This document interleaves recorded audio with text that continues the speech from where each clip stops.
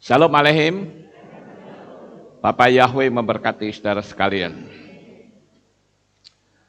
Kita akan bersama-sama mendengarkan firman Tuhan, saudara-saudara, dan pagi ini saya beri tema berjaga-jaga. Namun sebelumnya saya akan perkenalkan, ada 3 orang yang baru pertama kali hadir dalam ibadah kita. Saat saya panggil namanya bisa berdiri di tempat, sementara yang lain ada kiri kanan bisa berikan salam. Yang pertama yaitu Saudara Sahat Marulitua Sipayung dan Rika Boru Sagala dari Medan. Di mana? Ya, kasih salam saudara-saudara. Ya, kasih salam. Bapak Yahweh memberkati. Ya. Kemudian satunya lagi Bapak Rudi Harsono dari Purwokerto. Ya, kasih salam. Ya, puji Tuhan. Ya. Bapak Yahweh memberkati. Baik, Bapak Ibu, pada pagi ini kita akan belajar firman Tuhan. Saya beri tema berjaga-jaga. Untuk itu saya akan ajak kita untuk membaca ayatnya terlebih dahulu. Di dalam kitab Matai atau Matityahu, pasal 26 ayat 40 sampai 41. Saya akan bacakan demikian bunyinya.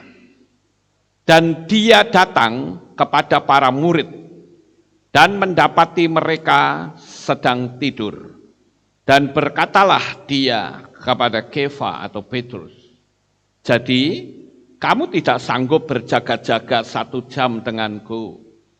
Berjaga-jagalah dan berdoalah supaya kamu tidak masuk ke dalam pencobaan. Roh memang berkemauan kuat, tetapi daging lemah. Sampai di sini pembacaan kitab suci kita. Nah, saudara-saudara, apakah yang dimaksud dengan berjaga-jaga di sini? Kalau kita membaca ayat ini hanya sekilas, mungkin kita akan memiliki pandangan yang dimaksud berjaga-jaga itu tidak tidur. Tapi saya yakin bukan itu yang dimaksud oleh Tuhan. Karena kalau kita melihat dari ayat-ayat yang lain, itu tidak mengarah kepada tidur, saudara-saudara. Saya bacakan beberapa ayat yang arahnya bukan tidur. Markus 8 ayat 15. Namun dia berkata kepada mereka dengan berkata, waspadalah, berjaga-jagalah dari ragi orang Farisi dan ragi Herodes. Ini tentu tidak bicara tentang tidur. Ya. Matai 16 ayat 6 atau Matius, dan Yesua berkata kepada mereka, waspadalah dan berjaga-jagalah dari ragi orang-orang Farisi dan Saduki. Ini juga tidak mengarah kepada tidur. Kemudian di Markus 13:35, sebab itu berjaga-jagalah, karena kamu tidak tahu kapan tuan rumah itu datang, sore hari, atau tengah malam, atau saat ayam jantan berkokok, atau pagi hari. Ini juga tidak bicara tentang tidur. Saya tunjukkan terlebih dahulu beberapa ayat supaya saudara punya pemahaman bahwa yang dimaksud berjaga-jaga di dalam kitab Matai 26, 40, 41 itu bukan bicara masalah tidur. Walaupun itu juga bisa disangkutkan masalah tidur, ya, tetapi bukan sekedar tidur. Markus 13:37, dan apa yang aku katakan kepadamu, aku katakan kepada semua orang, berjaga-jagalah. Lukas 12:15, dan dia berkata kepada mereka, waspadalah dan berjaga-jagalah terhadap ketamakan, sebab bagi seseorang kehidupannya tidaklah terletak dalam kelimpahannya dari apa yang menjadi miliknya. Satu ayat lagi, 1 Petrus atau Kefa Alef pasal 5 ayat yang ke-8. Sadarlah Berjaga-jagalah karena musuhmu, si Satan, berjalan sambil mengaum seperti singa untuk mencari seseorang yang dapat ia telan. Saya katakan sekali lagi, kata berjaga-jaga ini tidak menyangkut masalah tidur. Sekalipun apa yang Yesua katakan di situ, memang murid-murid ngantuk dan tertidur. Tapi jelas maksud ayat ini bukan sekedar tertidur. Mungkin kalau saya boleh menjelaskan dari bahasa Jawa, saya bisa memiliki bahasa sendiri yang dimaksud dengan eling lan waspodo. Eling lan waspodo itu berarti ingat dan waspada. Di dalam kitab Shemot atau Keluaran pasal 12 ayat 42 dikatakan, malam itulah malam berjaga-jaga bagi Yahweh untuk membawa mereka keluar dari tanah Mesir. Malam seperti itulah malam berjaga-jaga bagi Yahweh untuk seluruh Bani Israel, untuk generasi-generasi mereka. Nah, ini berbicara tentang pada saat malaikat maut akan lewat. Mereka berjaga-jaga, saudara-saudara. Jadi yang dimaksud berjaga di sini itu waspada. Ingat, saya akan membahasakan dengan bahasa universal. Kata berjaga-jaga itu saya bahasakan dengan istilah mindfulness. Mindfulness yang dimaksud di sini, yang dimaksud berjaga-jaga adalah betul-betul kita konsentrasi dengan kondisi keberadaan yang ada sekarang. Saya ambil contoh. Kita tadi kan sudah menyanyi, memuji Tuhan. Ya Bapak Ibu. Sekarang ayo kita sama-sama koreksi diri kita masing-masing. Kita tanya dengan jujur. Ketika saudara menyanyi pujian, apakah saudara bisa menyanyikan lagu itu dari awal sampai akhir dengan konsentrasi kata-kata dari lagu itu? Atau saudara kebablasan, pikiran saudara lari kemana-mana? Kalau mau jujur, berapa banyak kita yang memuji Tuhan nggak sampai habis, pikirannya sudah ngeluyur kemana-mana? Itu tidak berjaga-jaga namanya, saudara. Sampai di sini bisa dipahami? Ya. Bahkan saudara mendengar khotbah saya saja, mungkin ada yang menangkap cuma 30%. Ya, dia nggak bisa konsentrasi. Kenapa? Karena ada banyak orang yang berpikir gini, khotbah ora lucu, ora menarik. Jadi orang senang yang khotbah lucu, ya. Atau dia berpikir, wah ini khotbahnya kok nemplak saya, keluar sudah dari jalur, saudara-saudara. Jadi yang dimaksud dengan berjaga-jaga di sini adalah mindfulness. Mindfulness yang dimaksud di sini adalah ketika kita memuji Tuhan, betulkah otak kita itu full, betul-betul konsentrasi dalam pujian. Makanya banyak sekali orang ketika memuji Tuhan, itu bukan mindfulness, tetapi menjadi sebuah kebiasaan belaka. Ketika ada kata-kata, ku angkat tanganku, dia nggak mengangkat tangan. Kenapa? Ya nggak mindfulness, saudara-saudara. Pikirannya nggak tertuju kepada kata-kata dalam pujian itu. Tapi kalau saudara tertuju pada pujian itu, ketika ada kata-kata mengangkat tangan, dia akan mengangkat tangan. Sampai di sini paham ya, Bapak Ibu? Ya. Jadi kalau saudara memuji Tuhan dengan nyanyian, pertanyaannya adalah seberapa tahan saudara bisa memperhatikan teks pujian itu saat saudara nyanyi. Itulah yang saya sebut dengan berjaga-jaga, mindfulness. Terkadang baru beberapa bait kita sudah tidak sadar. Perjalanan kita sudah kemana-mana. Mulutnya nyanyi. Ya, mulutnya nyanyi, benar-benar bersuara. Tapi pikirannya mengembara kemana-mana. Ini yang saya katakan kita tidak berjaga-jaga. Mengapa orang begitu mudah atau rentan terhadap kerasnya kehidupan? Orang bisa stres, orang bisa depresi, dan bisa cemas, dan yang lainnya. Kenapa ada yang lebih tangguh? Kunci rahasianya ada di mindfulness.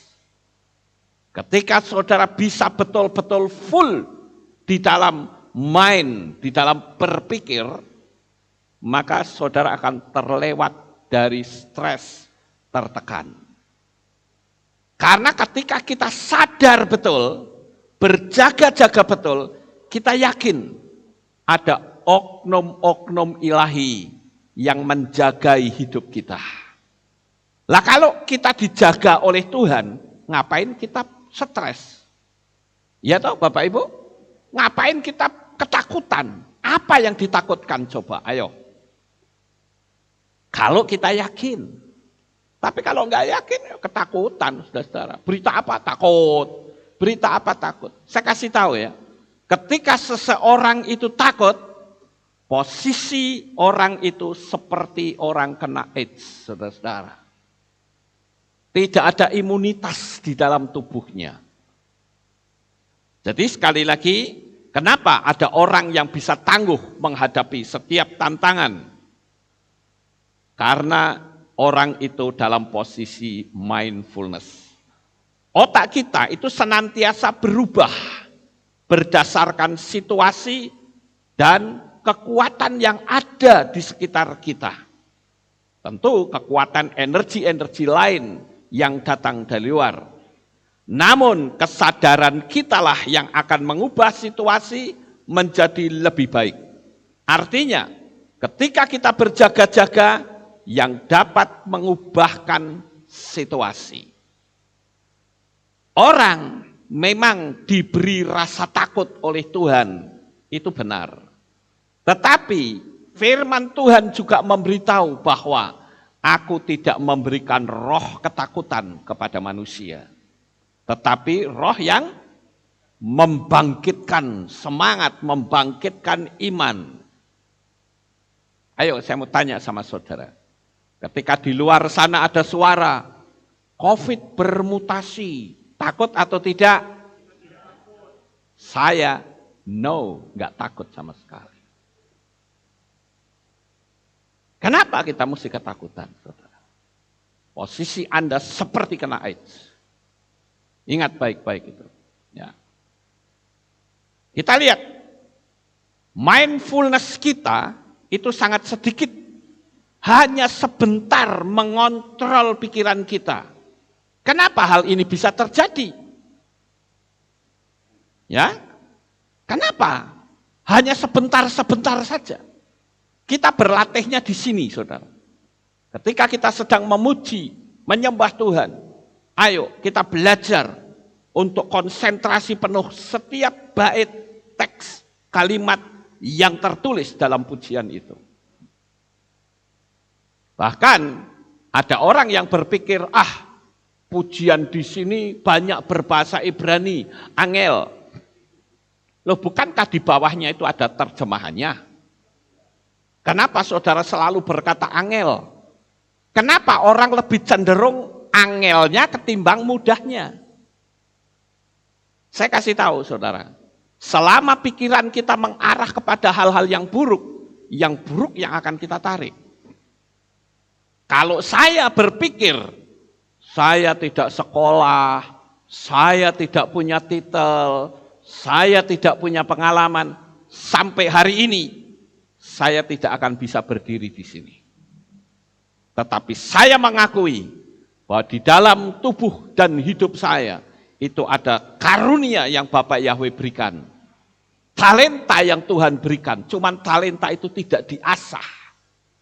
Bisa Karena orang malas juga bisa.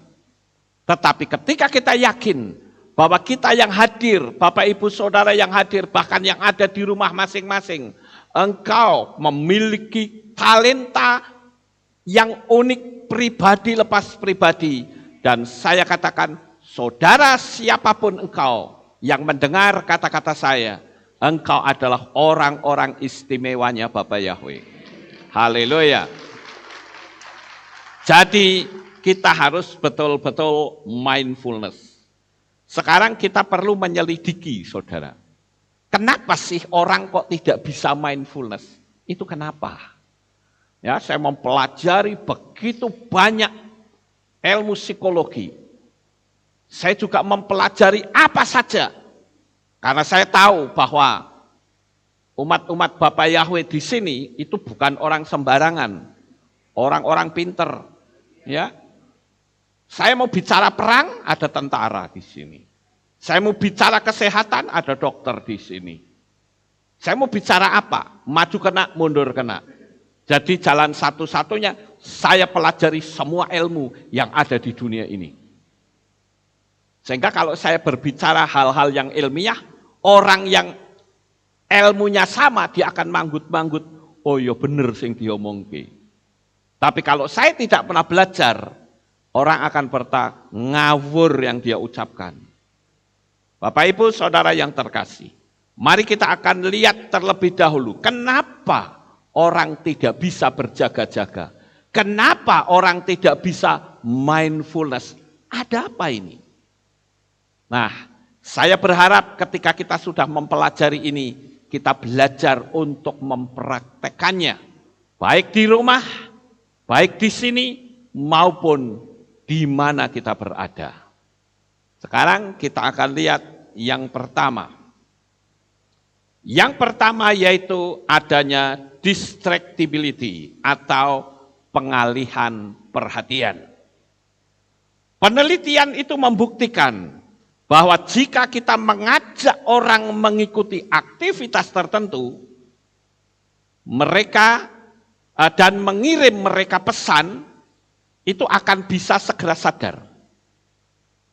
Contoh yang paling gampang, ketika kita memuji Tuhan, baru 2-3 bait, kalau saudara mau jujur, kadangkala pikiran kita ngeluyur keluar, betul nggak? Saya yakin saudara pasti jujur. Nah itu sebabnya kita perlu selalu berjaga-jaga. Dibuat sebuah pertanyaan. Yang pertama adalah, apa yang sedang kau lakukan sekarang? Ayo, kalau kita melakukan, kita sadar, kita akan memeriksa daftar aktivitas kita. Sama seperti sekarang ini. Ada banyak orang yang ketika mendengar firman Tuhan, sambil ngantuk-ngantuk. Ada nggak kira-kira? Ada. Ada yang dengar firman sambil lihat-lihat FB. Ada nggak? Ada. Oh nggak ada yang ngasih laporan sama saya kok. Ada yang melihat gini loh. Itu orang di depan saya kok nonton FB. Padahal masih dengerin khotbah. Bagaimana coba? Itu mindfulness nggak? Tidak, saudara. Itu berjaga-jaga atau tidak? Tidak. Nah ini loh letak kesalahannya ada di sini. Maka dibuat sebuah pertanyaan sederhana. Apa yang sedang kau lakukan sekarang? Ketika Nabi Elia ketakutan, pertanyaan yang sama ditujukan kepadanya. Hei Elia, apa kerjamu di sini? Itu supaya apa? Elia jadi mindfulness, sadar saudara. Karena dengan kemampuan kesadaran kita, energi kita akan sangat besar. Itu sebabnya setan berusaha untuk mengalihkan perhatian. Melalui apa? Banyak hal. Mungkin masalah saudara yang ada di rumah. Mungkin karena kita tidak terbiasa belajar konsentrasi. Bisa saja. Makanya saya ingin kita belajar dari firman Tuhan ini. Buatlah sebuah pertanyaan. Kamu sedang ngapain? Ya? Apa yang sedang kamu lakukan? Baru kita tahu, oh iya saya salah, saya melakukan ini, keliru. Makanya kenapa ada orang yang berkata gini, aku hilaf. Pernah dengar saudara-saudara? Melakukan pembunuhan, begitu ditangkap polisi, dia ngomong apa? Maaf ya, saya hilaf. Ya. Nah ini kan lucu saudara-saudara. Saya memberikan sebuah gambar di sini, istilah mengalihkan perhatian. Dari gambar ini mungkin saudara bisa langsung menerka. Ya, bagaimana ketika terjadi kecelakaan, ada yang korban, anak ini pasti menjerit-jerit orang tuanya mungkin mati, atau mungkin pingsan, bisa jadi saudara-saudara. Tetapi bapak polisi ini pintar, dia alihkan perhatian anak itu. Kasih tahu, ini ada apa itu? Nah, perhatian dia tidak tertuju kepada korban kecelakaan. Sampai di sini bisa dipahami? Ya, inilah yang disebut dengan mindfulness, saudara-saudara. Mengalihkan perhatian, distractibility. Kita pun bisa seperti itu. Makanya ketika kita mau geluyur, pikiran kita mau geluyur, segera kamu sedang ngapain? Sehingga kalau ada kata-kata tangan terangkat, pepujian kita akan mengangkat tangan. Terus bagaimana dengan pujian? Kadang kan ada pujian putar ke kiri, putar ke kanan. Ayo, betulkah saudara ngikutin kata-kata itu? Enggak loh, banyak loh. Putar ke kiri, putar ke kanan. Saya bingung. Oh, jadi sing namanya putar ini ngene-ngene. Gitu. Bukankah kalau putar ya muter gini? Kok enggak muter, saudara-saudara? Pusingkah? Atau malu? Lah kalau malu, sing dimaluin sama siapa? Aneh enggak kira-kira saudara? Aneh bukan? Kalau sekarang saya suruh praktek pun, saudara pasti akan ada yang masih seperti itu. Ayo, tapi saya nggak perlu praktek lah, nanti dikira mempermalukan. Ya toh? Apalagi yang di rumah, ayo, putar ke kiri, putar, biasa. Ada yang seperti itu, saudara. Berarti Anda tidak mindfulness. Padahal tiap-tiap bait lagu, ketika dia dibuat, itu punya tujuan. Tujuan untuk menyenangkan Tuhan. Tujuan untuk membawa orang lain sadar. Mengajak untuk bersama-sama. Apakah temanya itu persatuan? Apakah temanya itu iman? Nah kita mesti belajar untuk konsen penuh. Berjaga-jaga. Alihkan perhatian. Kemana? Saudara harus kembali mindfulness. Ini yang penting Bapak Ibu. Kemudian kita lihat yang berikutnya. Dibuatlah sebuah pertanyaan. Ada di mana pikiranmu sekarang? Apakah fokus pada hal-hal yang kau lakukan atau hal yang lain? Pertanyaan ini sederhana. Kalau kita mau jujur dalam perjalanan hidup kita pun terkadang seperti itu. Kita ngelakuin apa, pikirannya kemana. Betul kan Bapak Ibu? Sehingga hasilnya tidak bisa maksimal. Orang meditasi saja masih pada keluyuran. Ada orang yang bertanya sama saya begini, Pak, bagaimana ya caranya bermeditasi?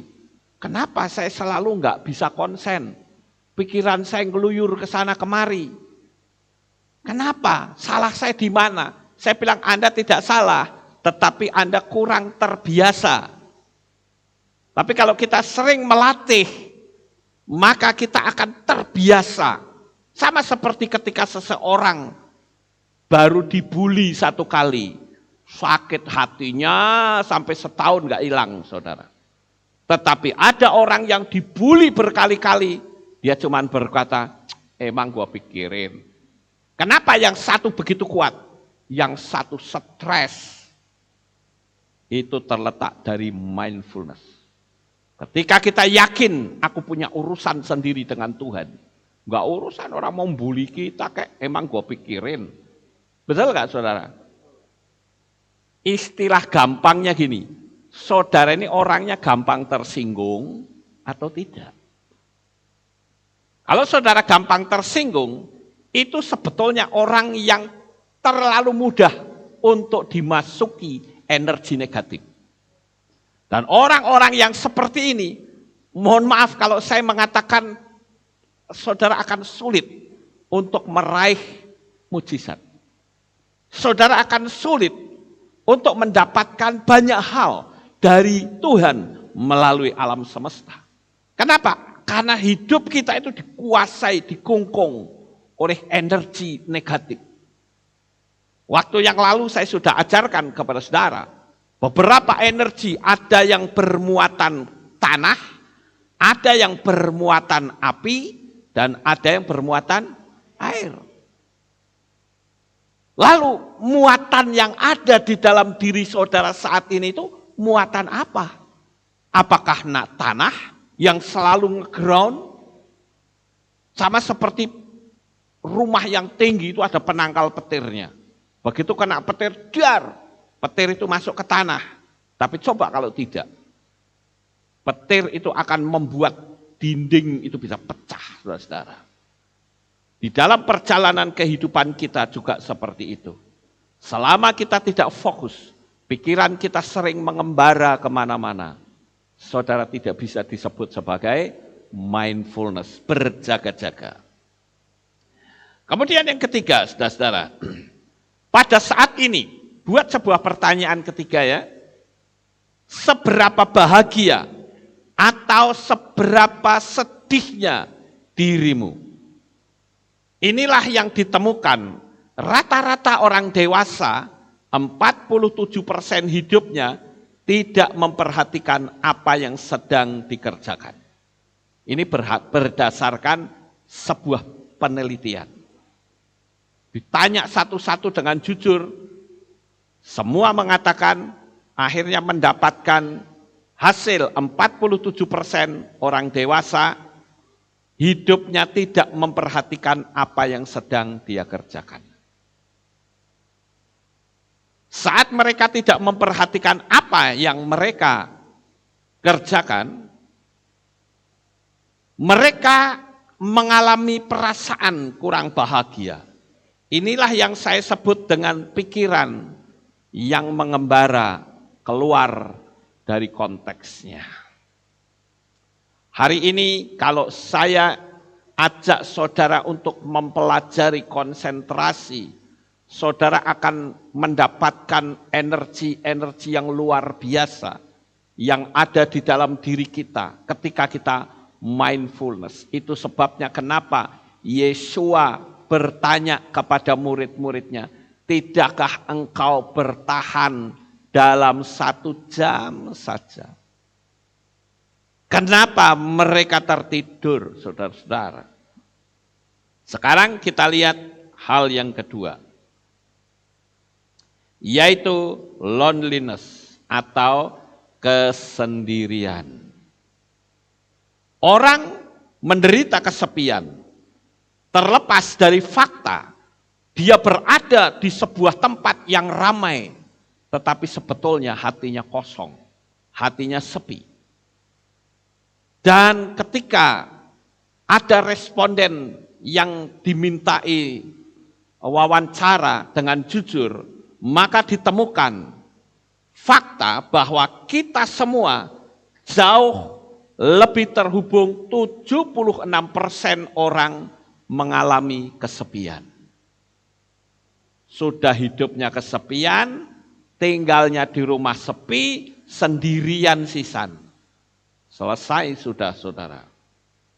Kesepian ini bukan kondisi subjektif yang berlangsung sebentar, tetapi juga akan mempengaruhi tubuh kesehatan fisik kita.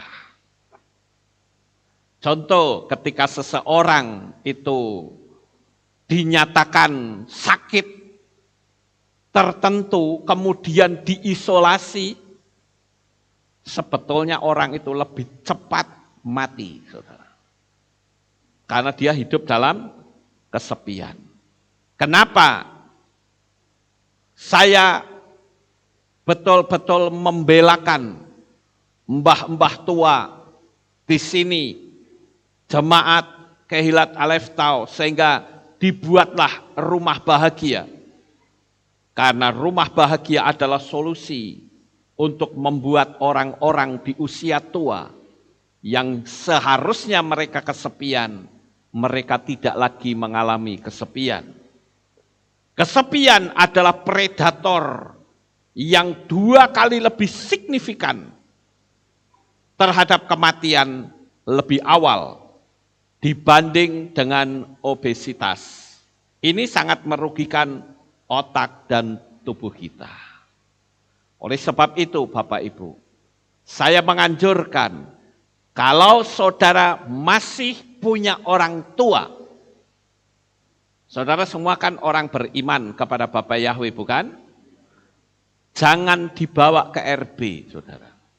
Jangan saudara berpikir, wah Pak Lukas bikin RB, kebenaran, nanti mbah saya tak titip ke di sana. Salah, saudara. Justru seharusnya saudara beri kesempatan untuk orang-orang tua kita menikmati kebahagiaan, bisa kumpul bersama keluarga. Rumah bahagia itu ditujukan untuk jemaat di tempat ini yang sudah tidak mendapatkan kasih sayang dari orang di sekitarnya. Tapi selama kita masih mampu memberikan kasih sayang, berilah kasih sayang sampai menghembuskan nafas yang terakhir. Amin, Bapak Ibu? Ya. Sekarang yang ketiga. Nah, saya akan beritahukan kepada saudara yang ketiga, yaitu negative self-talk and depression. Nah, ini penting Bapak Ibu ya. Negative self-talk and depression itu posisi seperti ini, ya, di mana kita punya sebuah naratif dalam pikiran mengenai siapa diri kita. Dan kadang kita memiliki keyakinan yang negatif terhadap diri sendiri yang berujung pada depresi. Ayo, saya bisa buktikan. Berapa banyak orang ketika dia mendaftar ke universitas tertentu, ketika tidak diterima, dia stres. Ada apa enggak orang yang seperti itu? Banyak, saudara. Nah, itu yang artinya apa? Dia melihat kekurangan diri. Tapi kalau dia yakin betul, dia berjaga-jaga, ketika dia tidak bisa mengenyam pendidikan, dia berani berkata, kesuksesan seseorang tidak harus melalui bangku sekolah. Bisa saudara yakini kata-kata itu? Ketika kondisi seperti ini, kalau saudara yakin memiliki pandangan atau berpikir mindfulness, saudara akan berkata, kekuasaan Tuhan tidak bisa dibatasi dengan corona. Kekuasaan Tuhan itu tidak bisa dibatasi dengan kekuatan terbesar apapun di atas muka bumi, karena kekuasaan Bapa Yahweh itu kekuasaan yang terbesar, saudara-saudara. Haleluya. Tapi faktanya tidak begitu. Faktanya banyak orang yang stres sekarang. Bahkan ada orang yang ngasih tahu ke saya, kenapa ya kok sekarang semua sepi? Ya kalau kita semua seperti itu ya betul-betul sepi, saudara-saudara. Jadi ketika kita berdoa jangan ditolak. Orang minta didoain, tapi ditolak. Bagaimana? Ya. Beberapa hari ini saya baru kehilangan seorang subscriber, saudara-saudara. Seorang ibu di mana suaminya selingkuh dan dia disantet oleh selingkuhannya. Tubuhnya seperti ditusukin jarum. Dan orang ini dia sempat minum obat tidur 200 biji. Sampai akhirnya matanya nyaris buta. Tapi dia ketolong karena sempat bisa dikeluarkan. Dan saya mendukung dalam doa. Saya katakan saya doakan kamu. Saya percaya Tuhan Bapa Yahweh memberikan kesembuhan. Tetapi sayangnya saudara, dia selalu mengatakan, Pak Lukas saya enggak kuat. Ada satu kata yang selalu saya suntikkan kepadanya. Saya katakan, tidak ada penderitaan di dunia ini yang sifatnya kekal. Ayo tanamkan kata-kata ini dalam hidup saudara. Khususnya bagi saudara yang sekarang sedang menderita terpuruk ekonomi. Saya katakan, tidak ada keterpurukanmu yang sifatnya kekal. Tergantung saudara mengaminkan atau, oh masa sih, tak kira kok susah ya. Itu disangkali saudara. Sama seperti ketika saya katakan, saya percaya kamu pasti sembuh. Dia jawab apa? Aku nggak bisa sembuh Pak Lukas. Aku sakit, aku disantet terus menerus. Sekali waktu dia kan dijaga oleh seseorang ya yang cukup baik. Ketika dijaga dia ngelimpik saudara-saudara. Dia lari ke jalan kereta, pas kebetulan ada kereta sedang lari kecepatan tinggi, dia hadang kereta itu di depannya. Sehingga hancurlah tubuhnya saudara. Sangat disayangkan sekali. Saya sudah berulang kali memberitahu, jangan bunuh diri. Aku enggak kuat. Nah, bagaimana doa saya bisa manjur kalau saya mendoakan disangkali terus? Paham enggak Bapak Ibu? Jangan disangkali. Kalau saya bilang, saya doakan saudara, ya saudara harus bilang amin. Jangan disangkali. Ada orang yang ketika saya doakan percaya bahwa tidak ada yang namanya keterpurukan itu kekal sifatnya di dunia ini. No, tidak ada. Tapi saya berat Pak Lukas. Ya sudah nikmati saja beratmu. Harusnya kamu berkata amin, saya percaya. Apa yang kita pikirkan, mindfulness kita itu penting saudara. Selama kita tidak sadar, tidak berjaga-jaga, yang ada saudara akan menilai bahwa dirimu untuk orang buruk. Dan itu sebuah penilaian yang keliru. Engkau terlahir di dunia ini, engkau adalah orang-orang istimewanya Tuhan. Saudara, camkan itu di dalam diri saudara. Jangan takut Bapak Ibu.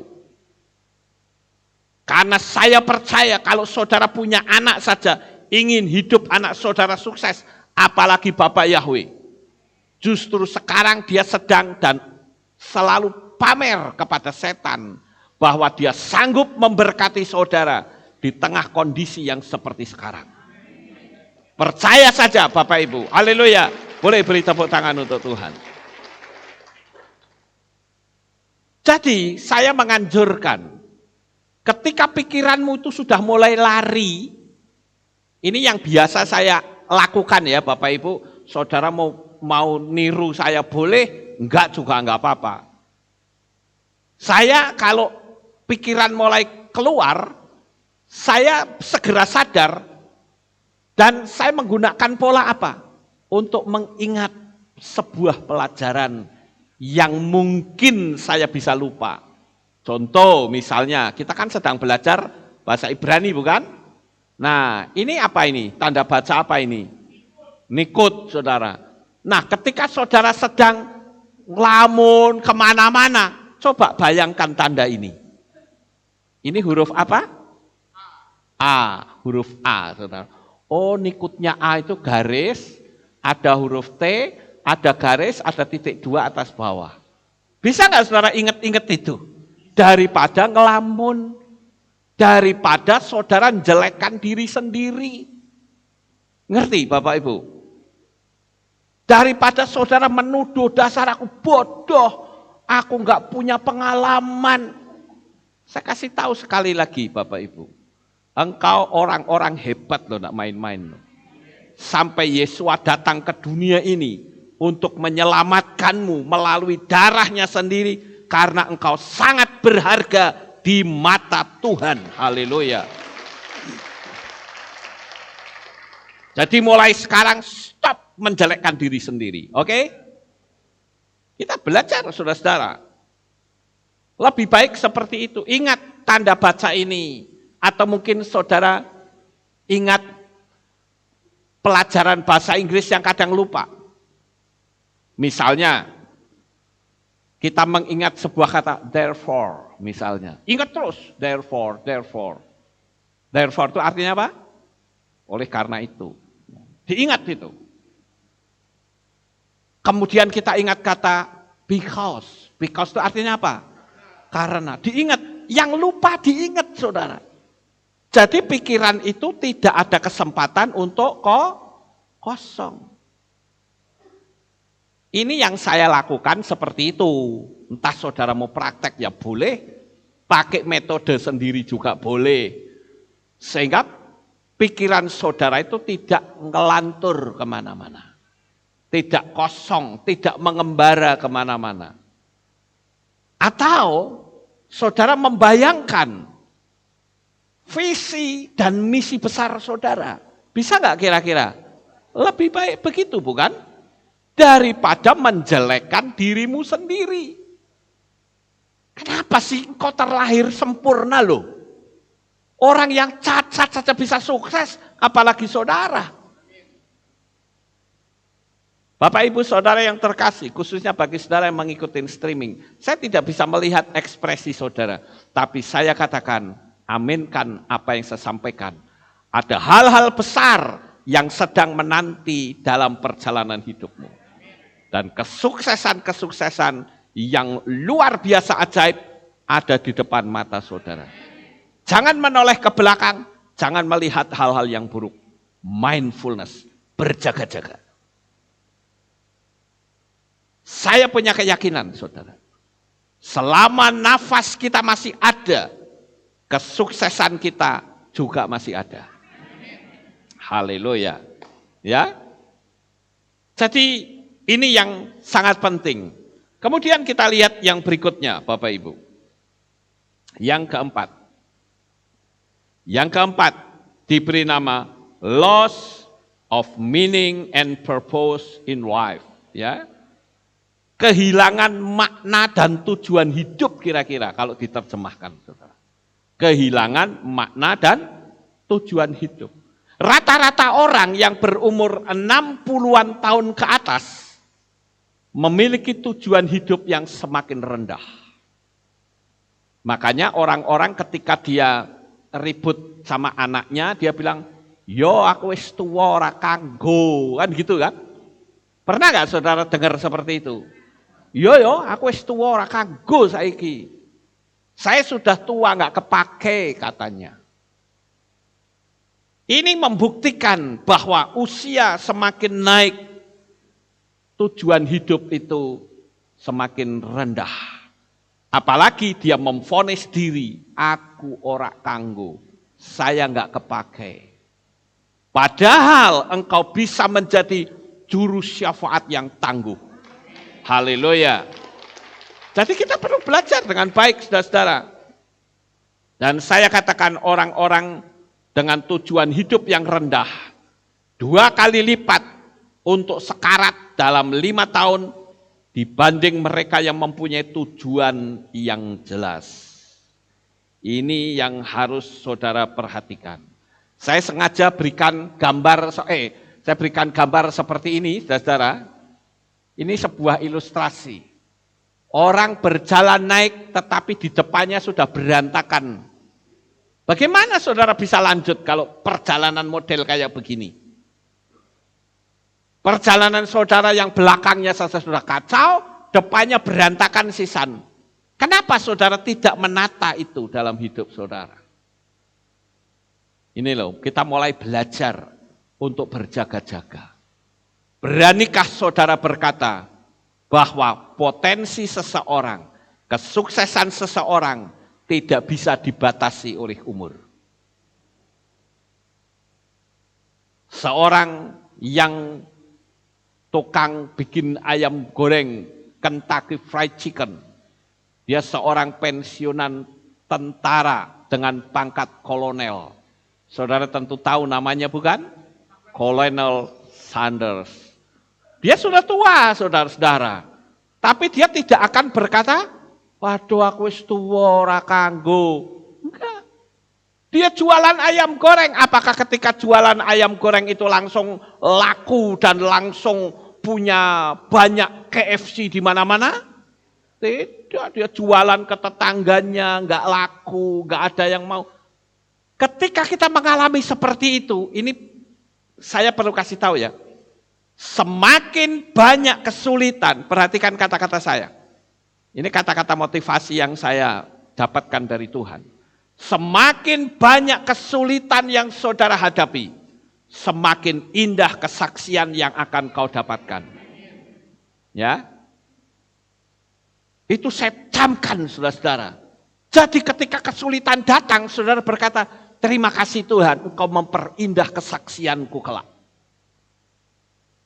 Coba saudara lihat, di manakah letak keindahan dari sebuah kesaksian? Terletak dari banyaknya kesulitan yang mampu diatasi. Kalau cuma santai-santai saja, kesaksiannya kurang indah.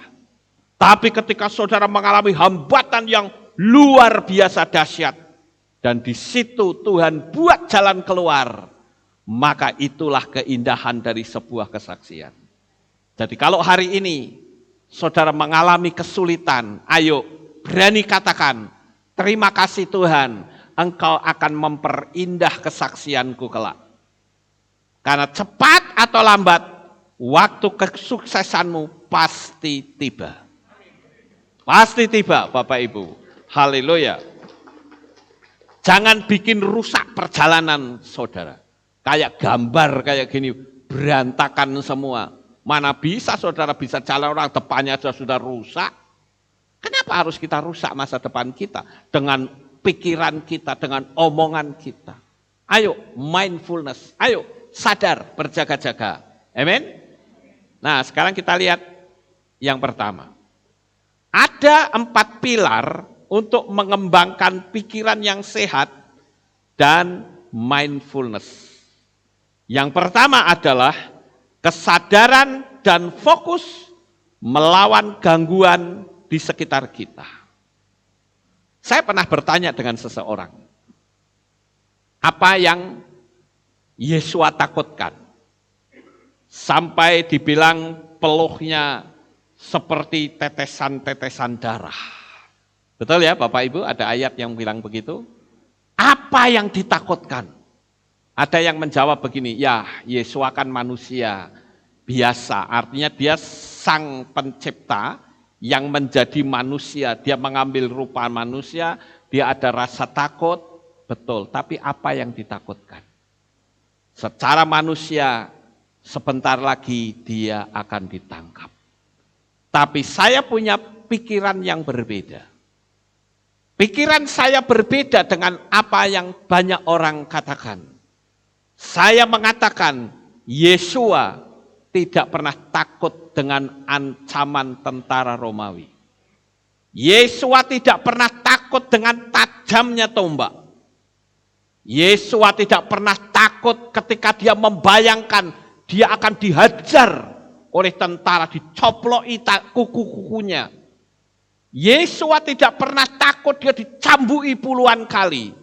Tapi yang paling dia takutkan adalah sebagai manusia, saat dia minum cawan murka Elohim, maka hubungan manusia dengan Elohim terputus. Itu yang paling ditakutkan Yesua, saudara.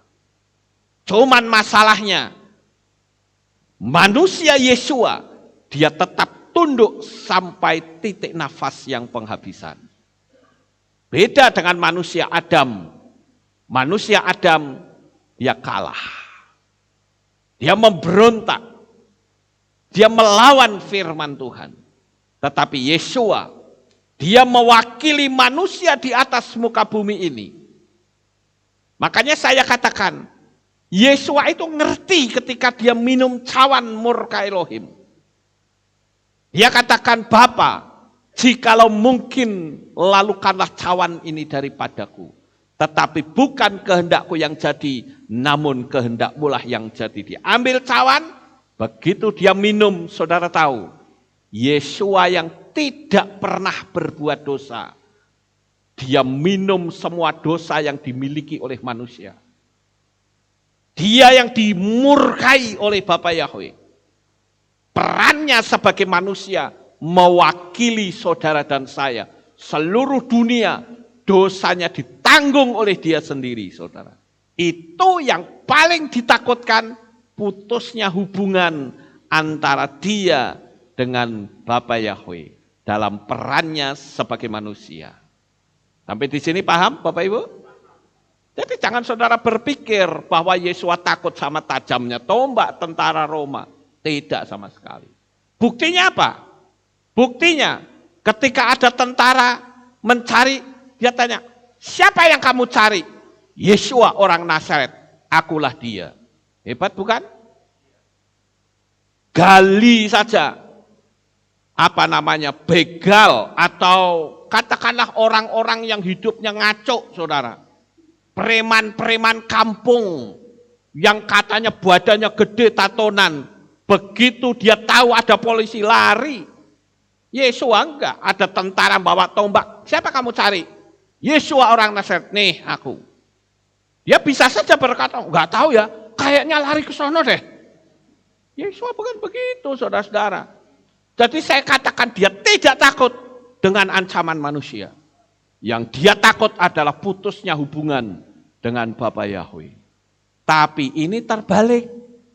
Banyak orang yang takutnya sama manusia, tapi tidak takut sama Tuhan. Ayo, kebalik semua Bapak Ibu.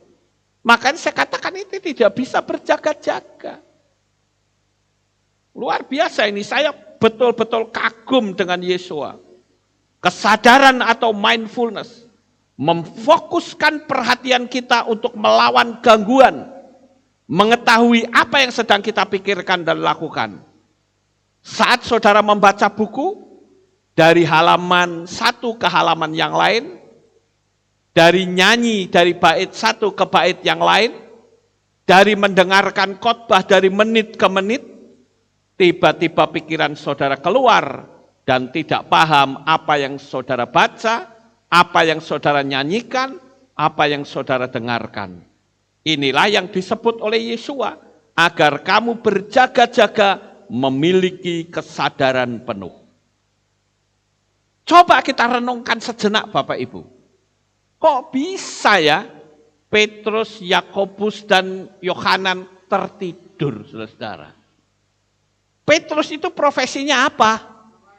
Nelayan bukan? Ini jam-jam di mana mereka tidak bisa tidur loh. Lah kok malah enak ngorok, saudara? Ini kan sesuatu yang aneh. Kalau mungkin orang kerja kantor, pagi-pagi itu jamnya ngantuk, ya masuk akal, saudara. Lah nelayan itu kan cari ikannya kan malam hari sampai pagi, betul enggak? Dan itu enggak bisa tidur, kok aneh. Diajak berdoa, Yeshua kok malah tidur. Ada energi apa di situ sebetulnya?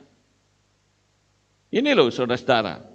Inilah yang disebut oleh Yeshua, agar kamu berjaga-jaga dengan kesadaran penuh. Jangan malah tidur. Kita lihat yang berikutnya. Yang kedua, pilar yang kedua.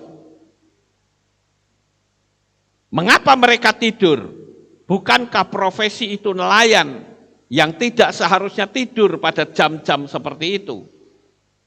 Jadi, milikilah pemikiran bahwa hidup kita itu mengacu pada kualitas.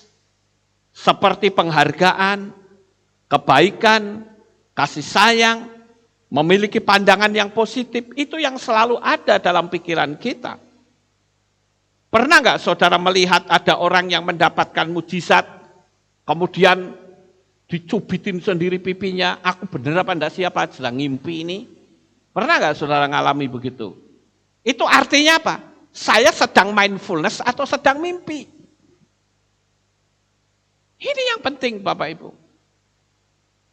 Makanya ketika kita menyadari bahwa kita selalu mindfulness, selalu berjaga-jaga, nggak perlu saudara nyetotin pipi saudara, nggak perlu nyetotin tangan saudara, karena saudara yakin bahwa mujizat itu nyata dalam hidup saudara.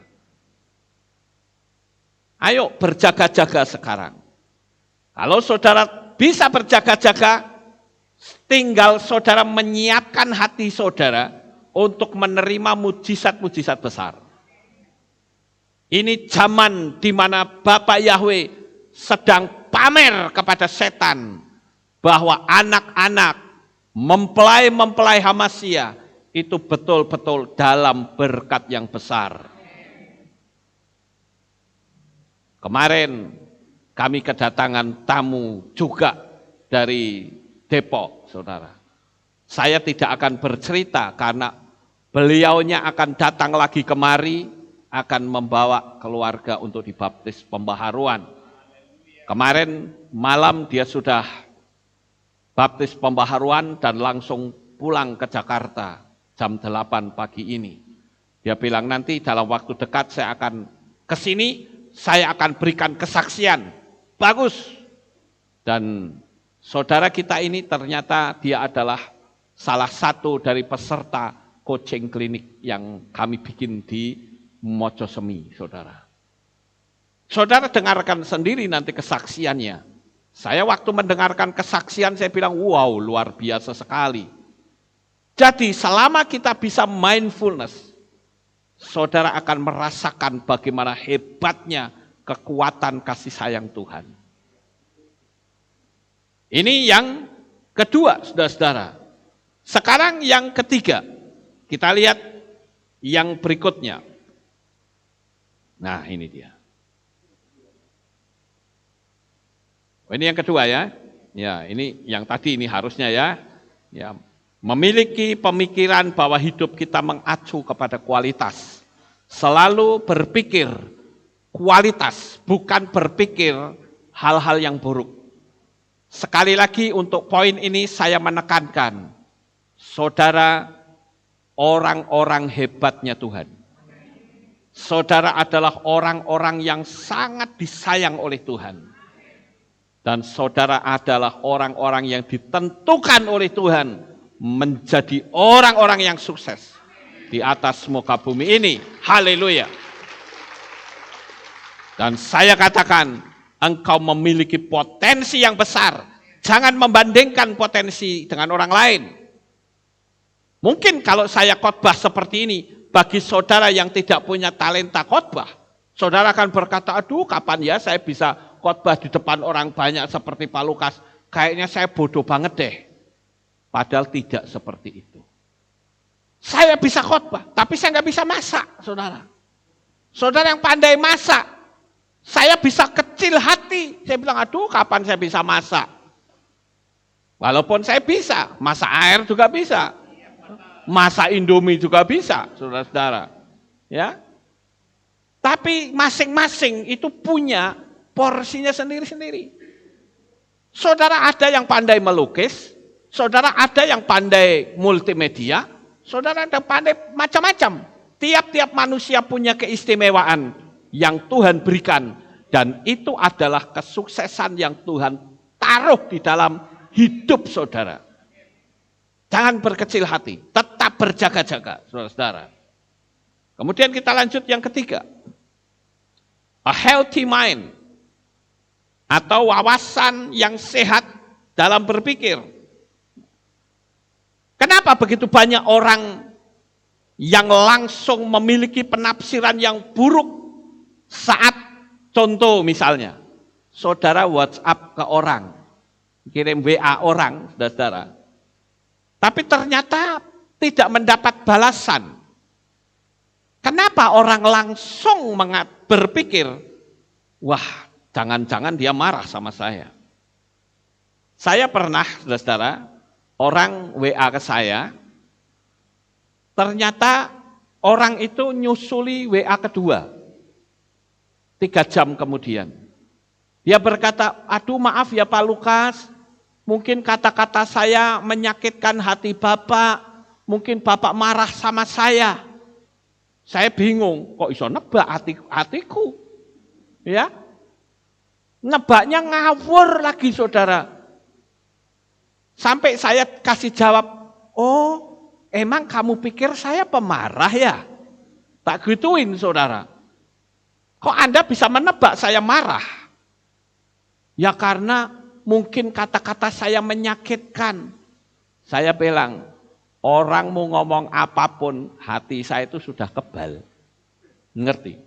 Jadi kalau sampai saya kenapa belum membalas, karena ada banyak hal. Yang pertama, saya lupa. Ya karena kan banyak yang masuk WA saya. Ya saudara. Nih tak tunjuk ini WA saya nih. Oh rentengan kayak gitu banyaknya saudara ya. Nih. Lah, saya bisa saja lupa. Lupa itu wajar gak kira-kira? Wajar lah, namanya juga orang ya kan, bisa lupa saudara-saudara. Yang kedua, belum sempat membalas karena sibuk. Ya kan, harus saya balas satu-satu. Jangan buru-buru saudara vonis, oh Pak Lukas sakit hati nih sama saya. Saya bilang sakit hati itu energi negatif loh. Dan saya tidak mau memelihara energi negatif di dalam hati saya hanya untuk sebuah WhatsApp message. Enggak mau saya, saudara-saudara. Atau yang berikutnya, bisa saja itu tidak memerlukan balasan karena hanya memberi info-info saja. Sampai di sini paham Bapak Ibu? Jadi jangan gampang kita berpikir yang negatif. Mari kita belajar untuk latihan. Saya kasih waktu setengah menit, saudara. Kita belajar untuk latihan pagi ini.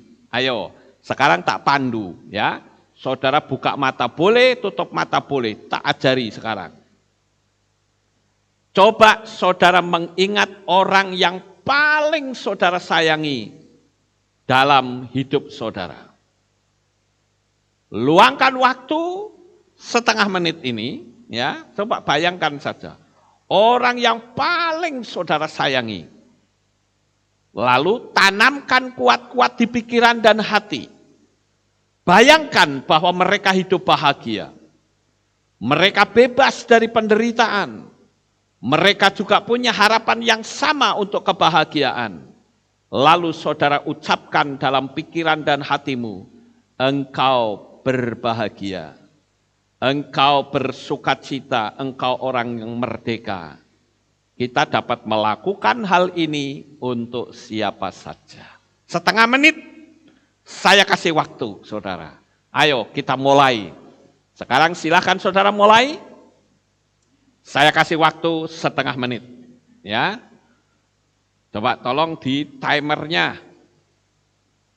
Atau saya kasih pakai jam saya deh. Oke, ini dia. Setengah menit.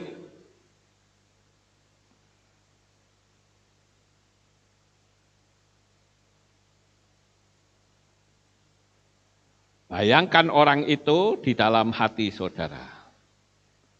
Ucapkan kata-kata bahagia kepada mereka yang saudara sayangi.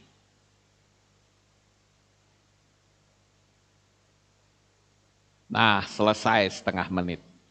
Pertanyaannya, saudara masih bisa mindfulness? Setengah menit? Nah, kalau bisa, disambung lagi nanti di rumah. Ditambah waktunya jadi 1 menit. Itu cara latihan kita, Bapak Ibu. Sampai di sini saudara bisa paham? Itu bisa saudara latih ya, bukan cuman untuk orang yang paling saudara sayangi. Bisa suami, bisa anak, ya macam-macam. Tetapi sekarang, saudara bisa kembangkan lagi. Yaitu, pikirkan orang-orang yang pernah berjasa dalam hidupmu. Saudara bisa bikin daftar. Ini untuk melatih konsentrasi kita. Orang-orang yang saat saudara dalam keadaan terpuruk, dia memberikan pertolongan kepada saudara. Saudara ingat itu. Setelah saudara mengingat orangnya, katakan, engkau adalah orang yang diberkati Bapa Yahweh. Doakan orang itu. Sampai di sini bisa dipahami Bapak Ibu? Jadi kalau kita lihat sebuah pertanyaan kecil yang perlu kita sama-sama ajukan di dalam kehidupan kita adalah, benarkah kita masih mindfulness? Tuhan ingin betul-betul kita berjaga-jaga. Itulah yang dimaksud oleh firman Tuhan tadi, berkata kepada 3 muridnya, apakah kamu tidak bisa berjaga-jaga dengan aku dalam 1 jam saja? Ingat saudara, kondisi situasi pada waktu itu sangat kritis sekali. Yesua sudah harus ditangkap, waktunya sudah tiba. Dan yang lebih cilaka lagi, yang ikut melakukan penangkapan justru muridnya sendiri yang bernama Yudas Iskariot. Bayangkan saudara, ketika Yudas datang dia mencium Yesua sebagai tanda bahwa dia yang harus ditangkap. Saya katakan inilah ciuman kematian. Ciuman maut saudara. Berapa banyak kita yang bertindak seperti Yudas. Di depan baik bisa mencium, tapi di belakang dia menusuk. Berapa banyak yang terjadi seperti ini. Oleh karena itu, Tuhan mengatakan, berjaga-jagalah dengan aku 1 jam saja. Mindfulness 1 jam. Kenapa standarnya 1 jam? Karena begitu saudara bisa lewat 1 jam, kekuatan energi supranatural yang ada dalam diri saudara itu full betul-betul. Itu istilahnya mencharge energi untuk menghadapi setiap tantangan sebesar apapun saudara. Sekarang kalau seperti profesi saya sebagai gembala, kalau saya ikut-ikutan ketakutan seperti orang di luar sana, bisakah saya kasih makanan rohani untuk saudara? Nggak akan bisa. Kita ngumpet aja sudah di rumah. Kita bubarkan saja sudah ini. Tidak usah ada ibadah saudara. Karena saya takut. Ya, tapi saya tidak takut. Oleh karena itu kita perlu belajar bahwa perjalanan hidup kita bersama dengan Bapa Yahweh pasti penuh kemenangan. Sukses besar untuk saudara. Bapa Yahweh memberkati. Haleluya. Kita tunduk kepala dan kita akan berdoa. Kami mengucapkan terima kasih dan syukur kepadamu ya Bapa. Pada saat pagi hari ini, kami bersama-sama telah mendengarkan renungan firman-Mu. Biarlah apa yang kami renungkan pagi hari ini, kami terapkan dalam hidup kami sehari-hari. Bahwa kami memiliki mindfulness yang luar biasa. Dan kami tahu Engkau menentukan kami sebagai orang-orang yang sukses di atas muka bumi ini. Terima kasih ya Tuhan. Di dalam nama Adonai Yeshua HaMashiach, kami sudah berdoa. Amin. Haleluya. Kita akan dengar pengumuman. Shalom. Dalam Aleph Tau Breaking News. Berikut kami sampaikan pengumuman untuk minggu ini. Akan diadakan fellowship tahunan KPI yang akan dilaksanakan pada hari Selasa hingga Kamis pada tanggal 3 sampai 5 Agustus 2021 di Infinity Yates Hotel Jimbaran, Bali. Bagi Bapak Ibu Saudara yang ingin berpartisipasi, dapat mendaftar dengan biaya Rp1.500.000 per orang, belum termasuk biaya transportasi dan tes COVID-19. Dan bagi jemaat yang tidak ikut acara, tetapi ingin memiliki kaos fellowship, bisa memesannya dengan harga Rp100.000 per kaos dan dibayarkan pada saat kaos tersedia pada tanggal 8 Agustus 2021. Pendaftaran serta pre-order kaos paling lambat pada hari Kamis 10 Juni 2021. Untuk info lebih lanjut, dapat menghubungi Ibu Esther di nomor 085 643 677-763. Untuk menindaklanjuti aksi donor darah di bulan Maret lalu, maka Kehilat akan mengadakan program donor darah tiap 3 bulan sekali.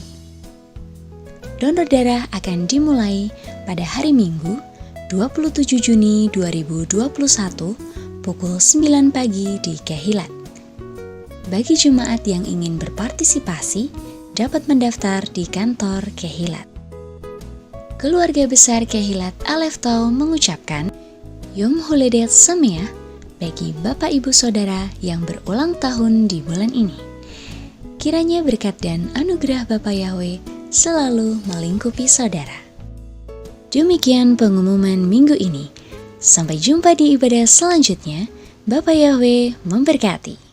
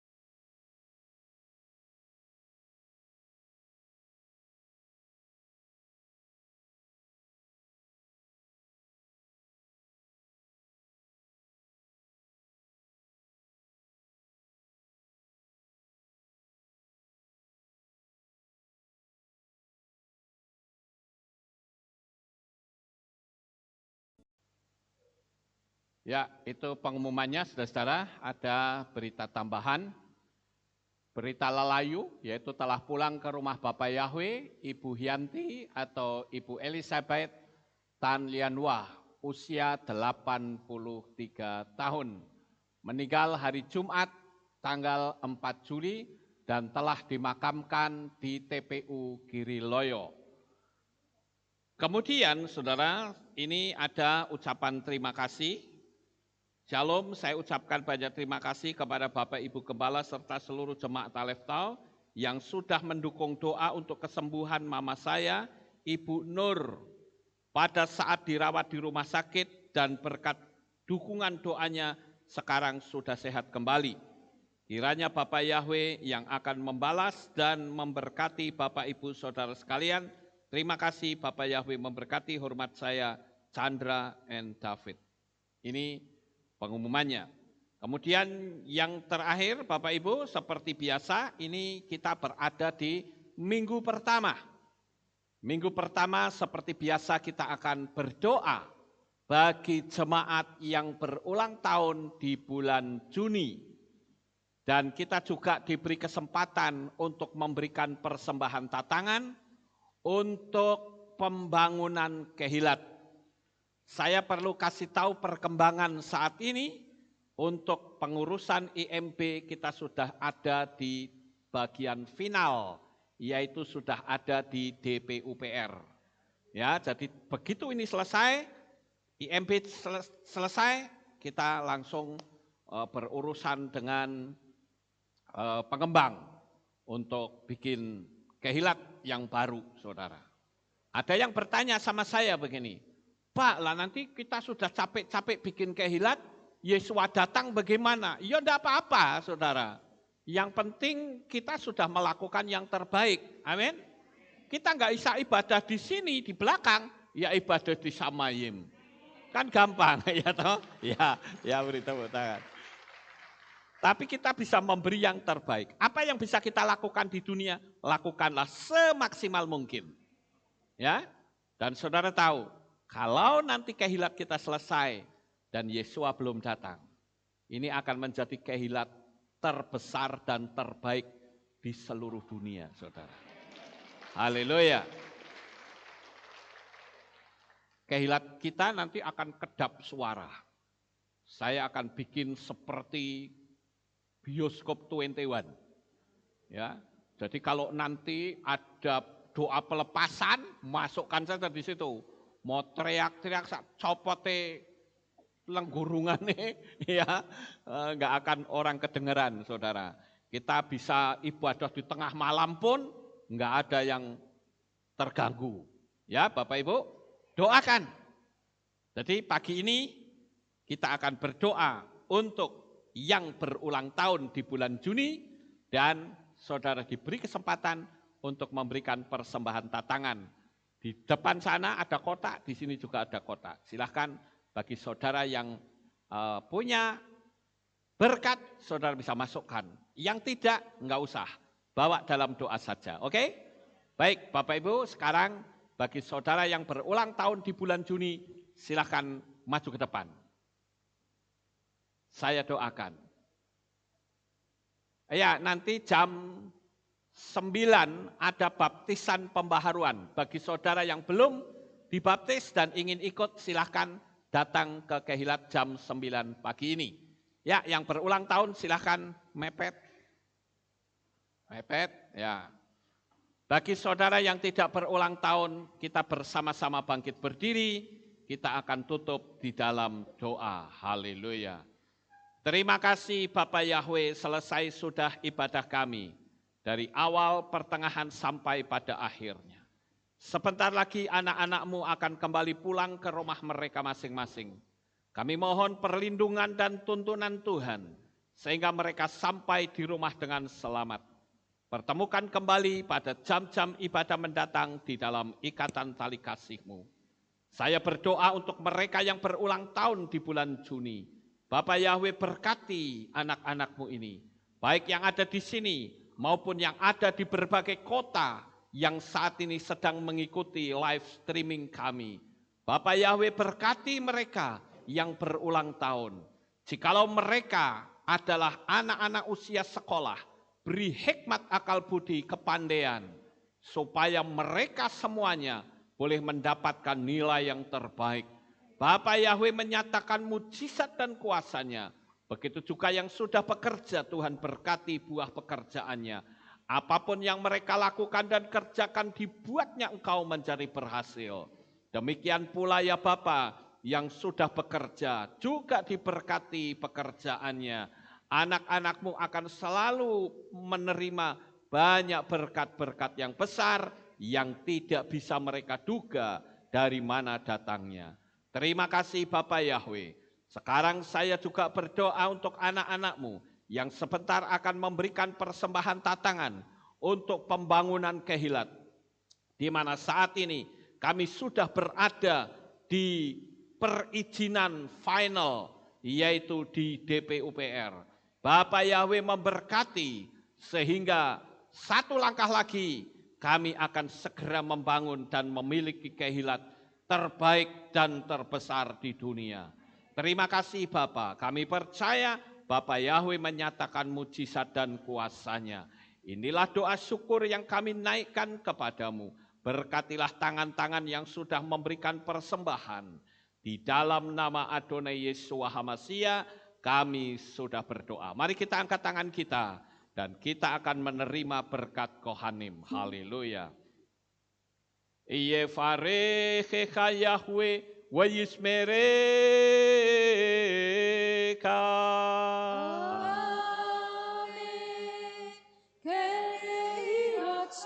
Yair Yahweh panau eleka. Wihuneka.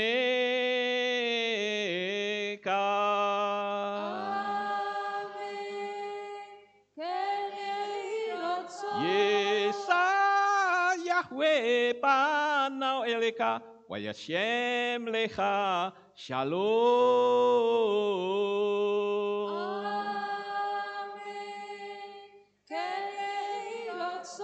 Baruk atabair ufaruk atabasareh. Engkau akan diberkati di kota dan kau akan diberkati di ladang. Amin. Baruk peripitne, kau friatmat ka ufri fahem teka shekar alapeka wa esterot soneka.